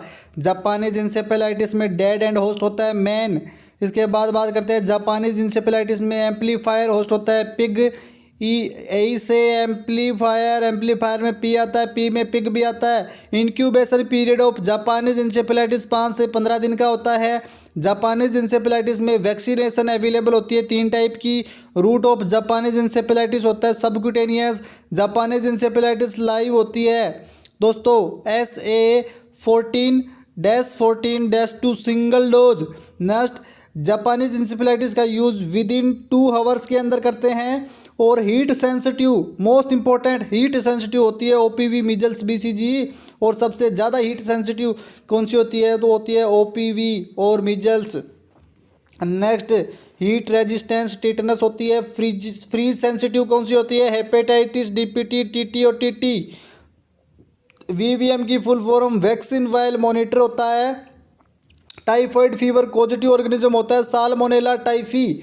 नेक्स्ट बात करते हैं दोस्तों, 250 क्वेश्चन कंप्लीट हो चुके हैं। 250 क्वेश्चन कंप्लीट हो चुके हैं। अब कम्युनिकेबल डिजीज़ के क्वेश्चन देखने वाले हैं। कम्युनिकेबल डिजीज़ के क्वेश्चन आ रहे हैं दोस्तों। Question number 251, relative bradycardia, most important question है, दोबारा रिपीट होने के चांस है, 1-2 बार आ चुका है दोस्तों ये। तो रिलेटिव ब्रेडिकार्डिया किसमें देखने को मिलता है? टाइफाइड फीवर के अंदर देखने को मिलता है। Typhoid fever also called enteric fever. MOT, mode of transmission typhoid fever feco oral route से होता है। इंक्यूबेशन पीरियड ऑफ टाइफाइड 10 से 14 दिनों का। और step leader fever, most important, star लगा लो दोस्तों, क्वेश्चन बहुत शानदार दमदार क्वेश्चन है। स्टेप लीडर फीवर पाई जाती है किसमें? टाइफाइड में। 2023 लगा लीजिए दोस्तों इस पर। Next question number 256, P soup diarrhoea typhoid fever में पाया जाता है। टाइफाइड में रेसेज कैसे पाए जाते हैं? Rose spot. DOC of treatment of typhoid fluoroquinolone. Typhoid vaccine TY2S subcutaneous और IM होती है। TY21 ए वैक्सीन को फर्स्ट टाइम कब लाइसेंस में आई? यूरोप 1983 में। टाइफाइड वैक्सीन कब लगाते हैं? शेड्यूल के अनुसार 1st, 3rd, 5th डे पे लगाते हैं। Positive organism of hepatitis A का hepatitis A virus entero virus होता है। हेपेटाइटिस ए का MOT फिको ओरल रूट बताइए डायरेक्ट। RTI की फुल फॉर्म बताइए। Reproductive tract infection. Common parasitic intestinal worm also known as helminth. World health day कब celebrate होता है दोस्तों? मोस्ट इंपॉर्टेंट क्वेश्चन, 7 अप्रैल को। HIV full form human immunodeficiency virus. AIDS की full form acquired immunodeficiency syndrome. Risk factor of AIDS के क्या risk factor है? तो unsafe blood transfusion, multiple partners, unprotected sex. Next बात करते हैं most common STI RTI, bacterial vaginosis और vaginal fungal होती है दोस्तों। नेक्स्ट बात करते हैं सिफिलिस का पॉजिटिव एजेंट क्या होगा? Treponema pallidum. हर्पीज का positive organism herpes simplex virus. Chancroid का होता है हीमोफिलस डेक्राई। नेक्स्ट, क्लेमाइडियल का होता है क्लेमाइडियल ट्रेकोमाइटिस। ट्राइकोमोनास इन्फेक्शन का पॉजिटिव ऑर्गेनिज्म होता है ट्राइकोमोनास वेजाइनलिस। गोनोरिया का पॉजिटिव ऑर्गेनिज्म क्या होता है? Nigeria gonorrhoea. बैक्टीरियल वेजाइनोसिस का होता है गार्डनेरेला वेजाइनलिस। नेक्स्ट बात करते हैं दोस्तों, नेक्स्ट क्वेश्चन देखते हैं दोस्तों। पेल्विक इन्फ्लामेटरी डिजीज होती है वो नाइजीरिया गोनोरिया क्लेमाइडिया ट्रेकोमाइटिस से होती है। स्केबीज का पॉजिटिव ऑर्गेनिज्म होता है सार्कोपेटिस स्केबियाई। नेक्स्ट क्वेश्चन देखते हैं दोस्तों। नेक्स्ट क्वेश्चन क्या होगा? ऑप्थेल्मिया नियोनेट्रम गोनोरिया से होता है। आई इन्फेक्शन क्लेमाइडिया से होता है। राउंड वर्म जो होता है वो एस्केरिस लुम्ब्रिकोइड्स। हुक वर्म जो होता है वो एनकाइलोस्टोमा ड्यूडेनल या फिर नेक्टेटर अमेरिकन्स होता है। विफ वर्म जो होता है विफ वर्म ट्राइक्यूरिया। डोज ऑफ चाइल्ड 2 से 19 साल का जो बच्चा होता है albendazole 400 mg। Dose of child 1 से 2 साल का जो बच्चा है उसे 200 mg देते हैं। Question number 287, national deworming day कब सेलिब्रेट होता है? तो 10 फरवरी को होता है। डीवॉर्मिंग टेबलेट जो होती है उसके साइन सिम्टम क्या होते हैं? Dizziness, nausea, headache, vomiting, abdominal pain. Albendazole can administer with albendazole जो है वो आयरन, फोलिक एसिड और विटामिन ए के साथ एडमिनिस्टर किया जाता है। फॉर्मूला कैलकुलेशन एल्बेंडाजोल का क्या होता है? 1 × number of child plus 10% total requirement. Food borne helminth कौन से होते हैं? Taenia solium, taenia saginata. Pork worm होता है टीनिया सोलियम प्लस केटल्स जो होते हैं वो टीनिया सेजिनाटा होता है। एमओटी बोले तो mode of transmission in food borne helminth में एग होता है। Treatment of pork worm, treatment of pork tape worm praziquantel single oral dose 5 से 10 mg पर kg body weight. Rabies caused by rabies virus, rabies जो है वो caused होता है रेबीज वायरस से। आरएनए वायरस होता है। रेबीज वायरस का शेप होता है बुलेट शेप का। रेबीज का जो इंक्यूबेशन पीरियड होता है वो 3 से 90 दिनों का होता है। रेबीज का पहला सिम्टम वो कौन सा होता है? Pain, tingling, affected limb, hydrophobia, fear from water. Please दोस्तों वीडियो को लाइक कर दीजिए। 300 क्वेश्चन कंप्लीट हो गए हैं। एआरवी की full form anti rabies virus. तो दोस्तों प्लीज़ एक बार एआरवी की full form anti rabies vaccine होगा दोस्तों, एंटी रेबीज वैक्सीन होगा। और 200-300 क्वेश्चन कंप्लीट कर चुके हैं और बहुत ही बेहतरीन तरीके से फुल जोश के साथ मैंने करवाया है दोस्तों। सिर भी दुखने लग गया अब तो। बट आप प्लीज़ वीडियो को लाइक ज़रूर करना दोस्तों। जो मैं मेहनत कर रहा हूँ उसको प्लीज़ वीडियो को लाइक करें और शेयर करें अपने हर एक दोस्तों के साथ। और इस वीडियो पर दोस्तों ज़्यादा से ज़्यादा लाइक करें, कमेंट करें और सब्सक्राइब जरूर करें चैनल को दोस्तों। ये आपका अपना चैनल है, आपका अपना यूट्यूब चैनल। यूँ समझो दोस्तों इसके ओनर आप सभी हो, आप सभी इसके ओनर हो, आप सभी मेरी यूट्यूब फैमिली हो दोस्तों। आप सभी का सिलेक्शन होगा, ज़रूर होगा, 100% होगा। दुनिया की कोई ताकत नहीं रोक सकती। डीपी सर आपको पढ़ा रहे हैं, बहुत ही बेहतरीन चीज़ पढ़ा रहे हैं। तो दोस्तों प्लीज़ वीडियो को लाइक कर दीजिए, चैनल को सब्सक्राइब जरूर कर दीजिए दोस्तों। चलो दोस्तों अब नेक्स्ट देखते हैं। ARV 03, 7, 14 और 28 डेज पे देते हैं। ARV की जो डोज होती है 0.1 ml इंट्राडर्मल होती है। नेक्स्ट देखते हैं दोस्तों। CHO सिलेबस के अनुसार सब कुछ चल रहा था। कम्युनिकेबल डिजीज़ आ चुकी है। अब communicable disease non communicable disease आ चुकी है। कम्युनिकेबल कंप्लीट हो गई है सारी की सारी। अब नॉन कम्युनिकेबल डिजीज़ का बोलबाला चलेगा दोस्तों। अपना जो मैराथन सेशन चल रहा है ऐसा सेशन कोई नहीं पढ़ाएगा दोस्तों आपको। 303 number question. Most common leading cause of death, जो मोस्ट कॉमन है लीडिंग कोज ऑफ डेथ का वो होता है दोस्तों cardiovascular disease 46.2%। Second most common जो कोज होता है डेथ का वो कैंसर होता है 21.7%। नॉन कम्युनिकेबल डिजीज में कौन कौन सी डिजीज होती है? तो नॉन कम्युनिकेबल डिजीज में होती है दोस्तों cardiovascular disease, cancer, chronic respiratory disease distress और डायबिटीज होती है। Coronary heart disease also called दोस्तों, coronary heart disease also called ischaemic heart disease.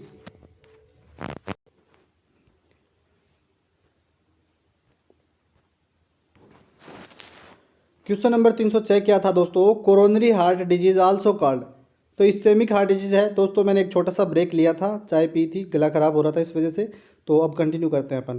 तो दोस्तों मैंने वीडियो को पॉज कर दिया था, इस वजह से आपको ऐसा लग रहा होगा कि ब्रेक नहीं लिया, लेकिन मैंने एक छोटा सा ब्रेक जरूर लिया है। क्योंकि पिछले 1 घंटे से दोस्तों मैं बहुत ही जो है दोस्तों ओवर स्पीड से चल रहा हूँ और बहुत ज़्यादा मैं दोस्तों मोटिवेशन के साथ आपको पढ़ा रहा हूँ। इस वजह से थोड़ा सा गला ख़राब हो गया, इस वजह से आपको थोड़ा सा बीच में एक छोटा सा ब्रेक मेरे को लेना पड़ा। लेकिन आपका ब्रेक नहीं हुआ, मेरा ही ब्रेक हुआ है। तो आप कंटिन्यू बने रहे। Coronary heart disease also called ischaemic heart disease. Non modifiable risk factor कौन कौन से होते हैं? नॉन मॉडिफाई, जिसको मॉडिफाई नहीं कर सकते, जैसे एज को, सेक्स को, जेनेटिक फैक्टर को। नेक्स्ट मॉडिफाइबल रिस्क फैक्टर, जिसको मॉडिफाई कर सकते हैं, जैसे smoking, high BP, obesity. Most important है दोनों के दोनों। ये क्वेश्चन इनमें से 100% आपके 2023 में मिलेगा, बिल्कुल मिलेगा दोस्तों। स्मोकिंग, हाई बीपी, ओबेसिटी और डायबिटीज़। हाइपरटेंशन क्या होता है? हाइपरटेंशन से एक क्वेश्चन 101% आने वाला है, कोई नहीं रोक सकता। हाइपरटेंशन से एक क्वेश्चन आपको एग्जाम में मिलेगा। क्या होता है hypertension? Persistent elevated BP, BP का लगातार क्या बढ़ा हुआ रहना हाइपरटेंशन होता है। क्या होता है आगे पढ़ेंगे इसके बारे में कितना होता है। Rule of halves, rule of halves. तो हेल्व्स का रूल जो होता है वो क्या है, किसके लिए? हाइपरटेंशन के लिए यूज करते हैं। Half of people with high BP are not known, half of people with high BP are not known. Not known का मतलब rule first. Half of those are not treated, treat नहीं किया तो rule second. और half of these treated are not controlled, control नहीं हुआ तो rule third. Health के रूल फर्स्ट सेकंड और थर्ड थे ये। नॉर्मल बीपी कितनी होती है दोस्तों, 2020 में क्वेश्चन पूछा था नॉर्मल बीपी का, 120 से 80 mm ऑफ एचजी होती है। हाइपरटेंशन किसे कहेंगे, अगर ब्लड प्रेशर 140/110 से ज़्यादा हो जाए उसे हाइपरटेंशन कहते हैं। कैंसर क्या होता है, एबनॉर्मल ग्रोथ सेल होती है। एबनॉर्मल सेल की ग्रोथ क्या कहलाती है दोस्तों, cancer derived from epithelial cell. Epithelial cell से कौन सी कैंसर डेराइव्ड होती है, कार्सिनोमा।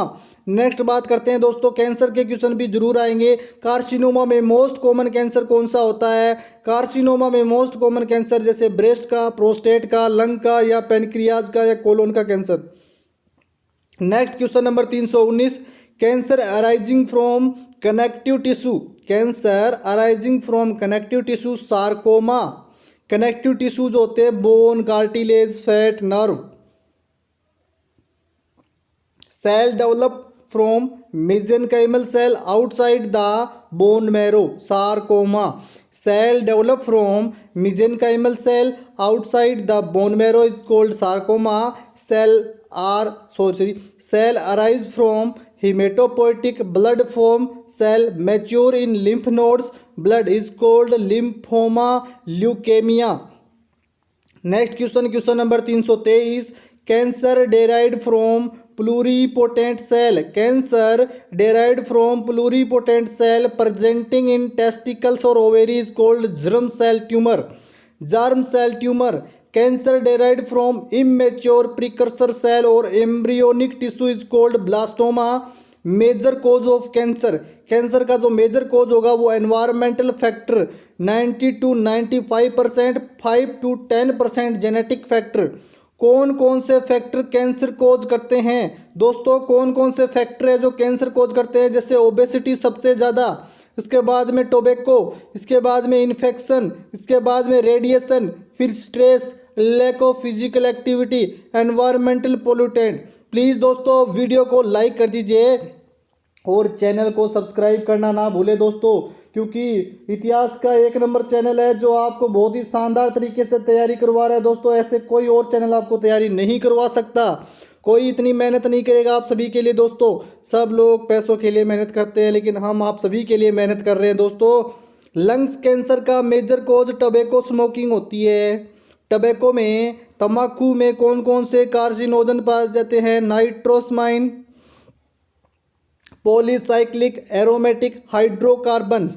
सर्वाइकल कैंसर के लिए रेस्पॉन्सिबल कोज एचपीवी दोस्तों, एचपीवी होता है। नेक्स्ट बात करते हैं इसमें, नेक्स्ट एचपीवी की फुल फॉर्म क्या होती है, human papilloma virus, prolonged exposure to UV rays from sun, melanoma, skin cancer.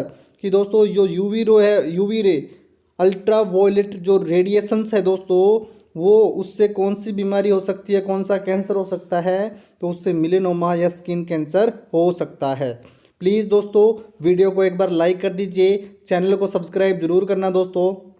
इतनी मेहनत कर ये वीडियो आप सभी के लिए मैं बना रहा हूँ दोस्तों। आप देख पा रहे होंगे कि मेरा गला बैठ रहा है, लेकिन आप सभी के लिए मैं जो मेहनत कर रहा हूँ, आप सभी को जो हौसला बढ़ा रहा हूँ मैं आपका, तो प्लीज़ एक लाइक और एक सब्सक्राइब जरूर करना। आप भी करना, अपने दोस्तों से भी करवाना, और आपके जो है दोस्तों जितने भी साथी है सबसे करवाना। नेक्स्ट बीएमआई की full form body mass index. दोस्तों इतना कुछ दे रहा हूँ फिर भी कुछ बच्चे क्या बोलते हैं, सर ये दे दो, सर वो दे दो।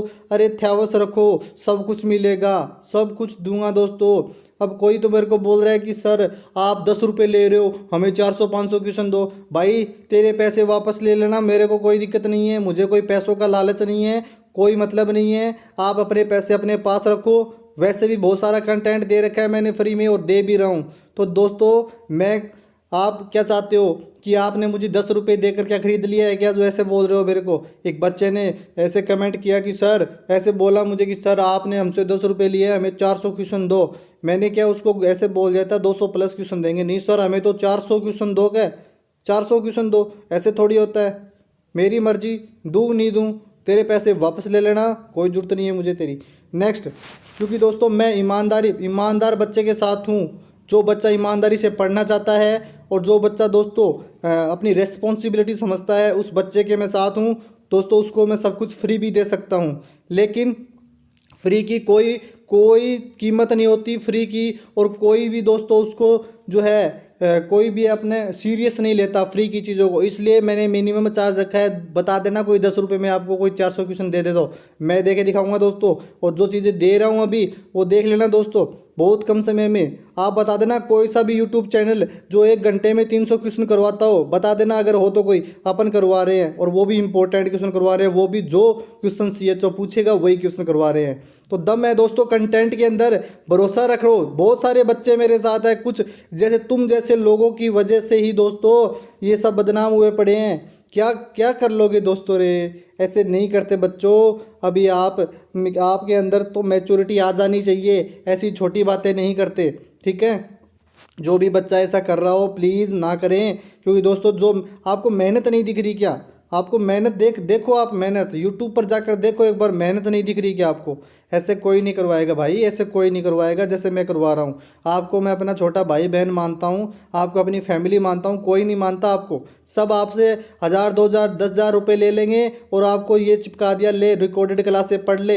अब तुम्हारे अंदर उसमें डाउट आए चाहे कुछ भी आए, कोई सॉल्यूशन उसका नहीं होने वाला। तुम किसको बोल दोगे, वहाँ पर कॉल रिसीव करने वाला वो थोड़ी होगा जो पढ़ा रहा है। उन्होंने तो बंदे रख रखे हैं, वो उठाएंगे और वो यूँ बोलेंगे हाँ हम कर देंगे, हम कर रहे हैं। हम क्या कर लोगे आप। आपके साथ मैं डायरेक्ट कम्युनिकेशन कर रहा हूँ, डायरेक्ट कम्युनिकेट कर रहा हूँ आप सभी के साथ में।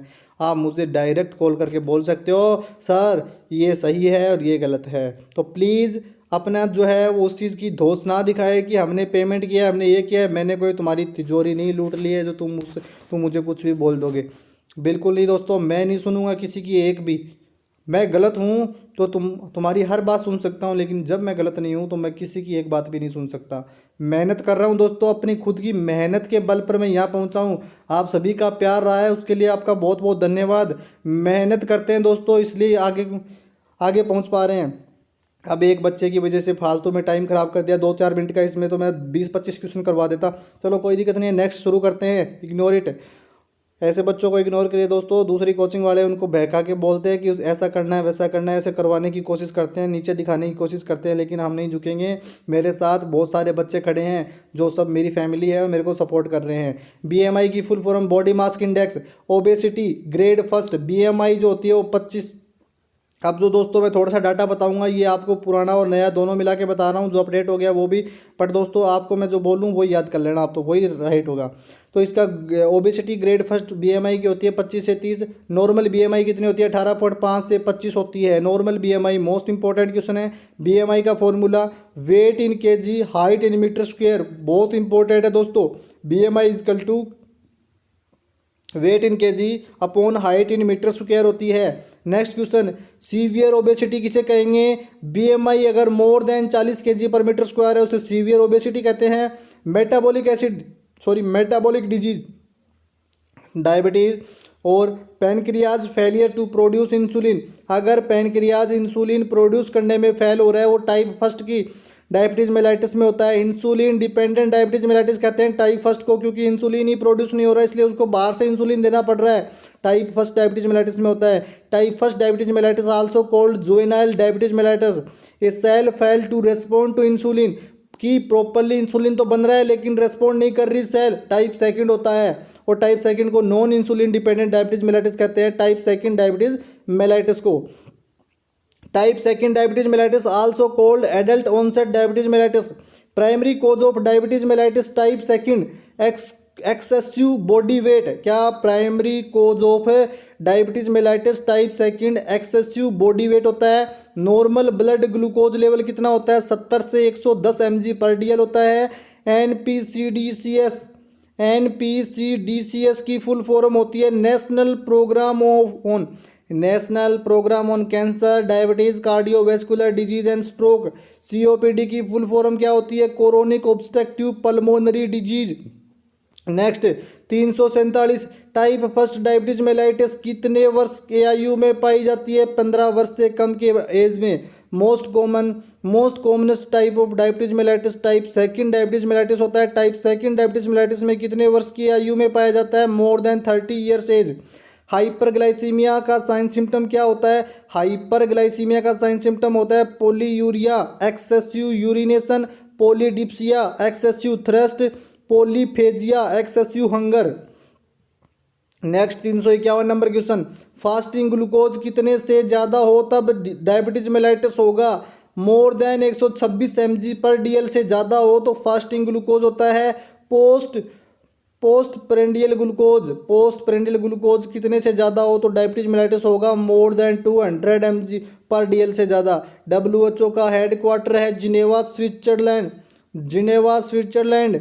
और complication of diabetes mellitus, microvascular complication होता है। माइक्रोवेस्कुलर याद रखना, retinopathy, nephropathy, neuropathy. Normal blood pressure कितना होता है दोस्तों? ब्लड प्रेशर होता है 120 से 80 mmHg होता है। सिस्टोलिक होता है 120। और डायस्टोलिक कितना होता है दोस्तों? डायस्टोलिक होता है 80 mmHg। प्री हाइपरटेंसिव होता है 120 से 139 और 80 से 89 mmHg प्री हाइपरटेंसिव होता है। हाइपरटेंसिव होता है स्टेज फर्स्ट 140 से 159 बटे 90 से 99 mmHg हाइपरटेंसिव स्टेज फर्स्ट होती है। हाइपरटेंसिव स्टेज सेकंड कौन सी होती है? More then 162 more than 100 mmHg hypertensive stage third होती है 180 से ज़्यादा या 180/110 से ज़्यादा या 110 mmHg हाइपरटेंसिव स्टेज थर्ड कहलाती है। सारी स्टेज याद रख लेना। हाइपरटेंशन का एक क्वेश्चन आएगा और अपने सेशन से बाहर नहीं जाएगा। हाइपरटेंशन होता है persistently elevated of blood pressure for longer duration of period. दोस्तों question number 361, complication of hypertension के क्या क्या कॉम्प्लिकेशन है? अगर हार्ट की बात करें तो left ventricular hypertrophy, congestive heart failure और कार्डियक अरिथमियाज देखने को मिलता है। ब्रेन के अंदर ब्रेन इन्फेक्शन एंड हेमरेज, आई के अंदर कॉटन वूल स्पॉट और हेमरेज। इसके अलावा किडनी के अंदर मैक्रो एल्ब्यूमिनुरिया मोर देन 300 mg पर ग्राम और माइक्रो एल्ब्यूमिनुरिया जो होता है वो 30 से 300 mg/g होता है। नेक्स्ट क्वेश्चन नंबर 362, CAD की फुल फॉर्म क्या होती है? दोस्तों CAD की फुल फॉर्म बताना क्या होती है? तो coronary artery disease. Most common cause of CAD होता है आर्टरियोस्क्लेरोसिस। मोस्ट कॉमन क्या होता है? आर्टरियोस्क्लेरोसिस होता है। Cerebrovascular disease also called stroke. Cerebrovascular disease कौन सी होती है दोस्तों? स्ट्रोक को कहते हैं। नेक्स्ट बात करते हैं दोस्तों CHD की full form coronary heart disease. CHD की full form coronary heart disease. Most common symptom of CHD chest pain होता है, एंजाइना। और टिपिकल एंजाइना क्या होता है दोस्तों? टिपिकल एंजाइना कहेंगे substernal pressure radiating to neck जो arm with duration less than 20 to 30 minute. दोस्तों मैं इतनी स्पीड से इसलिए पढ़ा रहा हूँ क्योंकि ये पूरा का पूरा सेशन मैं बिल्कुल स्लो स्पीड में भी करवा चुका हूँ, अच्छे से करवा चुका हूँ दोस्तों। तो नेक्स्ट क्वेश्चन नंबर 368 देखते हैं, एंजाइना को कैसे ट्रीटमेंट करेंगे? नाइट्रोग्लिसरीन टेबलेट आती है NTG नाइट्रोग्लिसरीन टेबलेट जो दोस्तों जीभ के नीचे रखी जाती है। किस रूट से? सबलिंगुअल रूट से। इसके बाद स्ट्रोक, अगर artery in the brain become blocked by the thrombus, thrombus से अगर ब्रेन की आर्टरी ब्लॉक हो रही है तो वो क्या कहलाता है? वो स्ट्रोक कहलाता है। अब बात करते हैं नॉर्मल BMI की। यही याद रखना दोस्तों आप, जो नॉर्मल BMI होता है वो 18.5 से 24.9 kg/m² होता है normal BMI। Pre obeys BMI जो होता है 25 से 29.9 kg/m²। और ओबेज जो होता है क्लास फर्स्ट वो 30 से 34.9, ओबेज क्लास सेकंड वो 35 से 39.9 और ओबेज क्लास थर्ड जो होता है वो मोर देन 40 या 40 kg/m² होता है। ये WHO के अकॉर्डिंग है। अंडरवेट किसे कहेंगे? 18.5 kg/m² से अगर कम है तो वो अंडरवेट के अंदर काउंट किया जाता है। Next question number 377, revise Asian BMI क्या होती है? लेस देन 18, ये रिवाइज है दोस्तों। एशियन BMI 18.5 kg/m² से कम है तो अंडरवेट। नॉर्मल वेट है वो 18.5 से 22.9 हो गया। लेकिन आप ये याद मत रखना दोस्तों, पहली वाली याद रखना। इसके बाद बात करते हैं ओवरवेट 23.23, याद करवा जरूर देता हूँ लेकिन दोनों में से कोई सी भी आ गई तो वो करके आना। अगर क्वेश्चन में एशियन पूछा जाए तभी ये करके आना, वरना वो करके आनी है ऊपर वाली। ओवरवेट होता है 23 से 24.9 kg पर मीटर स्क्वायर। ओबेसिटी होती है मोर देन 25 kg पर metre square. Next question number 381, vision के लिए कौन सा टेस्ट करते हैं? Visual acuity test. कौन सा? Visual acuity test. विजन के लिए किसका यूज किया जाता है? सेनेल चार्ट का। तो ये इंपॉर्टेंट क्वेश्चन है दोस्तों बहुत ही, इसलिए मैं आपको करवा रहा हूँ। और ये क्वेश्चन 2023 के अंदर आने के पूरे चांस है। National programme for control of blindness 1976 में आया था। Main cause of blindness, first choice cataract होगी, सेकंड चॉइस रेफ्रैक्टिव एरर होगा और थर्ड चॉइस आपकी ग्लूकोमा होगी। अगर रेफ्रैक्टिव एरर ऑप्शन में नहीं है, कैटरेक्ट भी ऑप्शन में नहीं है, तो ग्लूकोमा जाएगी फर्स्ट चॉइस, याद रखना दोस्तों। और कैटरेक्ट और ग्लूकोमा दोनों है तो कैटरेक्ट को ही देना है, मेन जो कोज है वो कैटरेक्ट ही होता है। Next question number 385, most common cause of blindness in children. जो मोस्ट कॉमन कोज क्या होगा ब्लाइंडनेस का? चिल्ड्रन के अंदर विटामिन ए की डेफिशिएंसी होगी। National programme for prevention and control of deafness. National programme for prevention and control of deafness तो दोस्तों ये होता है 2006-2007।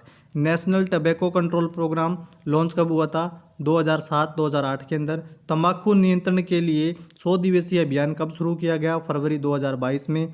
विश्व हाइपरटेंशन दिवस कब मनाया जाता है? 17 मई को। क्वेश्चन नंबर 390, हाइपोथायरॉयडिज्म क्या होता है? T3 T4 का लेवल कम और थायराइड स्टिमुलेटिंग हार्मोन का लेवल बढ़ा हुआ होता है। हाइपरथायरॉयडिज्म क्या होता है? T3 T4 इंक्रीज और TSH का लेवल कम। नेशनल मेंटल हेल्थ प्रोग्राम 1982 में आया था। नेशनल मेंटल हेल्थ, इन दोनों में से एक क्वेश्चन जरूर आएगा, इंपॉर्टेंट है, याद रखना। और वर्ल्ड मेंटल हेल्थ डे 10 अक्टूबर को। मेंटल हेल्थ एक्ट 1987 को। मेंटल हेल्थ प्रोग्राम 1982 को। ये दोनों के दोनों तीनों क्वेश्चन बहुत इंपॉर्टेंट है। Next question number 395, national programme for health care for elderly तो ये 2010 में आया था। Main objective NPHCE preventive curative rehabilitative होता है। स्कोलियोसिस किस वजह से होती है? सॉरी स्कोलियोसिस नहीं है, सिलिकोसिस है। सिलिकोसिस किस वजह से होती है? सिलिका से। बेगोसिस होती है शुगर कैन डस्ट से। फार्मर्स लंग्स मोस्ट इंपॉर्टेंट है, इनमें से एक ऑक्यूपेशनल हजार्ड जो है दोस्तों उसमें से एक जरूर क्वेश्चन आपसे पूछा जाएगा। तो फार्मर लंग्स किससे होता है? मोल्डी है ग्रेन डस्ट से। मोस्ट इंपॉर्टेंट है, 2023 लगा लीजिए इन चारों पांचों क्वेश्चन पे, एक क्वेश्चन 100% आएगा। कॉटन डस्ट है उससे बाइसिनोसिस होता है। और ये लो दोस्तों 400 क्वेश्चन कंप्लीट कर चुके हैं, 400 क्वेश्चन यहाँ पर कंप्लीट हो गए हैं। 10-12 क्वेश्चन और देखेंगे। Cotton dust, byssinosis, lead poisoning also called plumbism, most important. 402 number question. Indian factory act कितने टाइम लगा दोस्तों? 82 मिनट, 82 मिनट के अंदर 400 क्वेश्चन निपटा दिए हैं। बहुत ही इंपॉर्टेंट क्वेश्चन थे। इंडियन फैक्ट्री एक्ट 1948 में, एम्प्लॉय प्रोविडेंट फंड एक्ट 1952 में, एम्प्लॉय स्टेट इंश्योरेंस एक्ट 1923 के अंदर। और coal dust case due to anthrax, most important है। Trench foot is occur due to cold, आज के पेपर में ये क्वेश्चंस थे दोस्तों। Inhalation cotton dust cause byssinosis. Recommended maximum level of noise for human 85 decibel, याद रखना। नेक्स्ट बात करते हैं normal level of lead poisoning, वो 25 से 40 माइक्रोग्राम पर 10 ml होता है। और डेंजरस लेवल जो होता है दोस्तों वो 770 माइक्रोग्राम पर 100 ml होता है। नेक्स्ट बात करते हैं कंप्यूटर प्रोफेशनल डिजीज जो होती है वो बैक एच, क्या क्या करती है वो? बैक एच और सर्वाइकल स्पॉन्डिलाइटिस करती है। Most common cancer due to occupational hazard, occupational hazard की वजह से मोस्ट कॉमन कैंसर कौन सा होता है? Skin cancer, lungs cancer, blood forming, bladder cancer. तो cadmium poisoning cause due to, cadmium poisoning जो होती है वो metal compound. Minimum age act standard, minimum age act started हुआ था 1948 में। मिनिमम एज एक्ट जो है 1948 में आया। Occupational hazard of the agriculture worker कौन कौन सी होती है? याद रखना ये सारी जो है वो occupational hazard of agriculture worker disease होती है। एंथ्रैक्स, ब्रूसेलोसिस, लेप्टोस्पायरोसिस, टिटेनस और बोविन टीबी। नेक्स्ट बात करते हैं occupational cataract disease. Occupational cataract disease caused due to physical agent. Temperature of work place in occupational 25 से 27 डिग्री। लेबर एक्ट आया था 1970 में, मैटरनिटी बेनिफिट एक्ट 1961 में आया था, risk factor of substance abuse के poor self esteem, sense of inferiority, stress और depression. ADHD की फुल फॉर्म क्या होती है दोस्तों? Attention deficit hyperactive disorder, hyperkinetic disorder होता है। तो ये है दोस्तों आज का गजब का सेशन, शानदार सेशन। कैसा लगा आप सभी को ज़रूर बताना। और दोस्तों मैंने मेरे पूरी जान लगाकर ये सेशन आपके लिए बनाया है।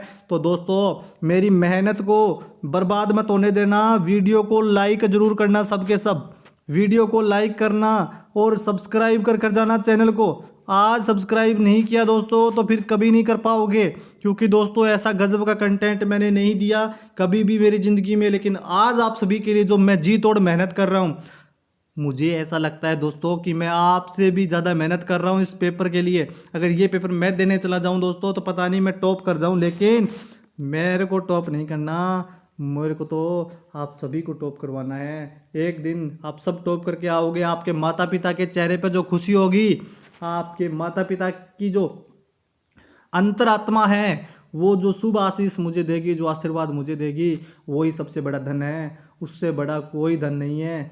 धन कुछ नहीं होता दोस्तों, बस अपने माता पिता की जो है बस आशीर्वाद मिल जाए, आपके माता पिता का आशीर्वाद मुझे मिल जाए, मैं सौभाग्य मानूंगा अपने आप का। और मैं बहुत ही हाथ जोड़कर विनम्र निवेदन करूंगा कि आप सभी का सिलेक्शन हो। भगवान से मैं प्रार्थना करूंगा कि आप सभी सेलेक्ट हो, फिर मैं स्पेशल आप सभी के पास आऊंगा आपके माता पिता का आशीर्वाद लेने, क्योंकि दोस्तों मेरे लिए वही सबसे बड़ा धन है, अनमोल धन है।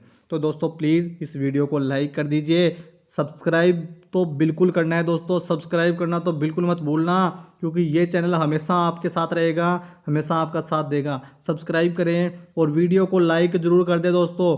आज की वीडियो को लाइक ज़रूर कर देना दोस्तों, क्योंकि बहुत मेहनत कर जी तोड़ मेहनत कर आपके लिए वीडियो मैंने बनाई है दोस्तों। प्लीज़ इस वीडियो को लाइक कीजिए। और दोस्तों टेस्ट सीरीज ज्वाइन करनी है तो लिंक है वो डिस्क्रिप्शन में दिया है। टेस्ट सीरीज को जरूर ज्वाइन करना दोस्तों।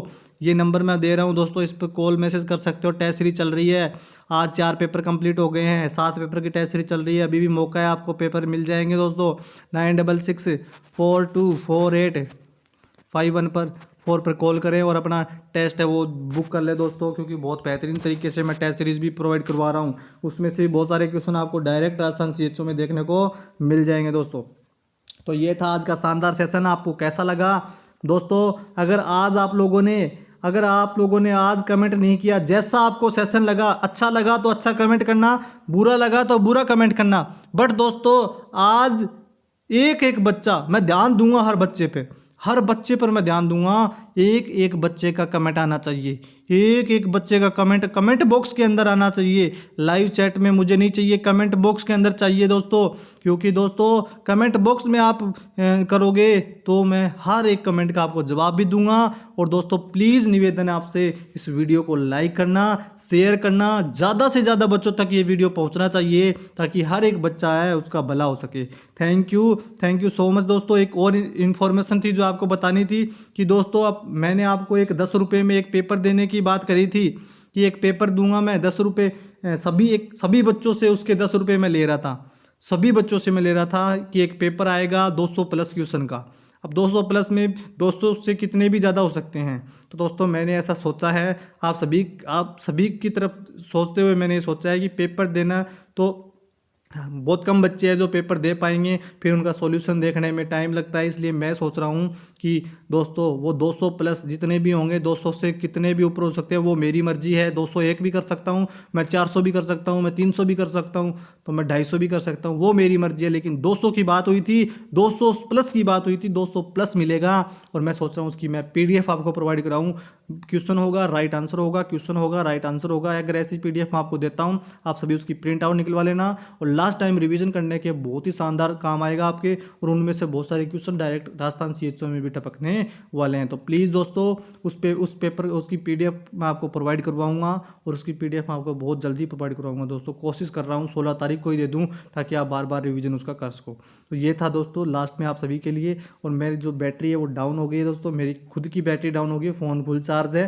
क्योंकि मैं पिछले जो है दोस्तों लगभग 1.5 घंटे से मैं एक कॉन्फिडेंस के साथ, पूरे कॉन्फिडेंस के साथ आपको पढ़ा रहा था। तो थोड़ा सा जो है दोस्तों अब मेरे को रेस्ट की नीड है, तो मैं रेस्ट करने जा रहा हूँ। वीडियो को आप लाइक कर दीजिए, चैनल को आप सब्सक्राइब कर देना दोस्तों। और इस वीडियो पर जितना ज़्यादा रिस्पॉन्स आएगा ना दोस्तों, उतने ही धमाकेदार अगली वीडियो आएगी।